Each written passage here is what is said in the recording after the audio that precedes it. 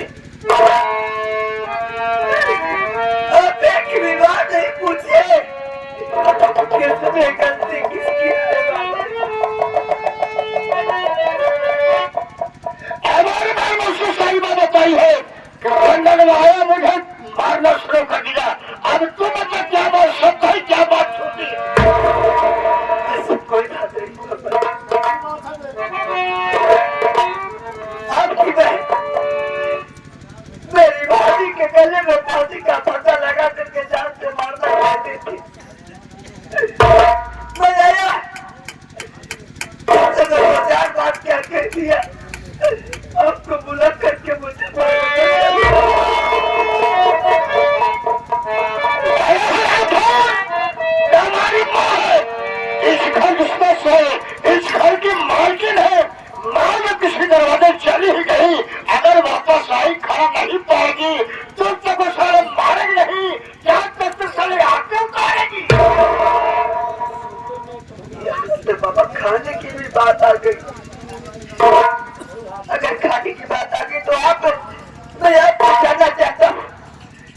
कि घर में जो सदस्य रहेगा वही तो खाना पाएगा। अगर सुबह दिया पड़ी जाती है सामने तो आपके पीछे पीछे कौन खाने लेके जाएगा? चल हालत भेज रहा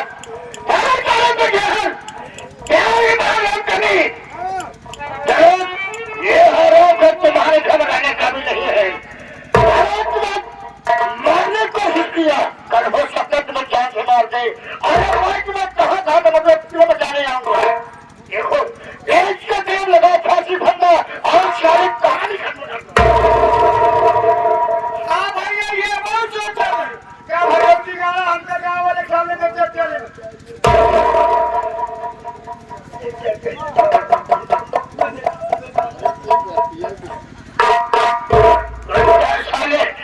साले तेरी कहानी खत्म कर दूंगा। साले घर में जीवित रहेगा तो साले हमारी बहन गौरव को परेशान करता रहेगा। तेरे मौत से जब पुकार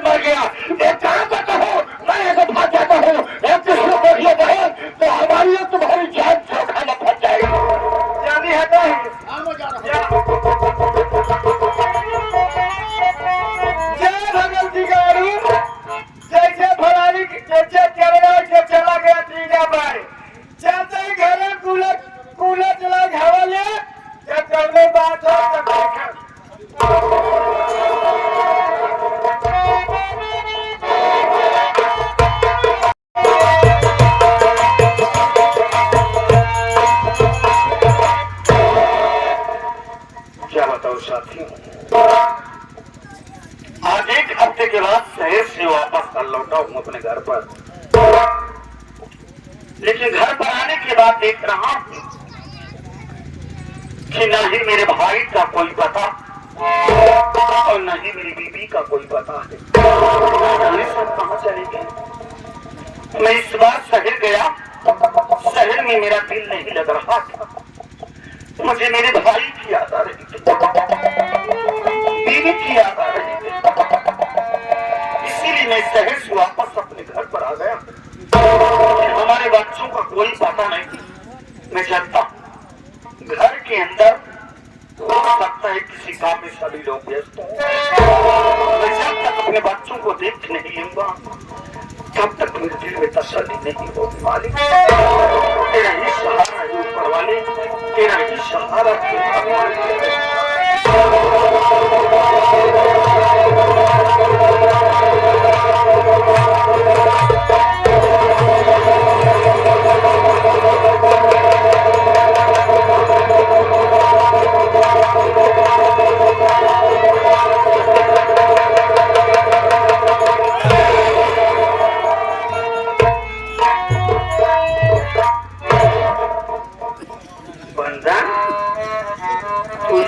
जमीन पर पड़ा है। तेरे गले में रस्सी का फंदा लगा हुआ है। मुन्ना मेरी बात सुन।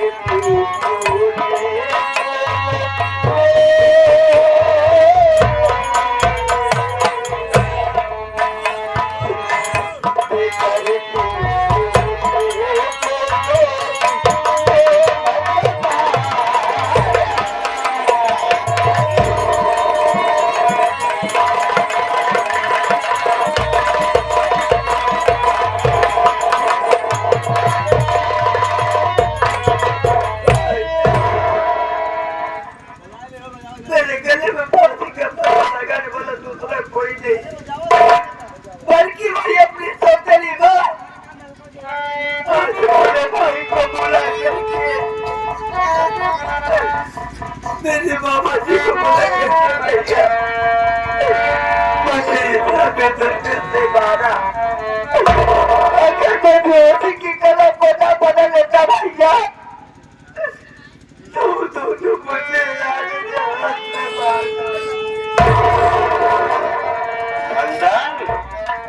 तू अपनी सौतेली मां की बात करता है।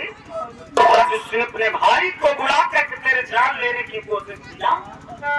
मुन्ना, मैं सब समझ गया तेरी बातों को सुनने के बाद।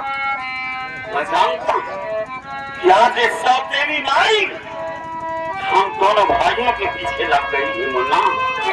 और बाबूजी एक शब्द कभी इसे कुछ नहीं कहते हैं कि मेरे बच्चों के साथ तो क्या कर रही है। इसमें सारी कमी बाबूजी की है मुन्ना। मैं सब कुछ समझ गया। आज के बाद इस सौतेली माँ पर नजर मैं हर वक्त रखूंगा मुन्ना। तेरी भाभी कहाँ? तेरी भाभी खेतों में। चल तेरी भाभी की बात करते। चल चल मेरे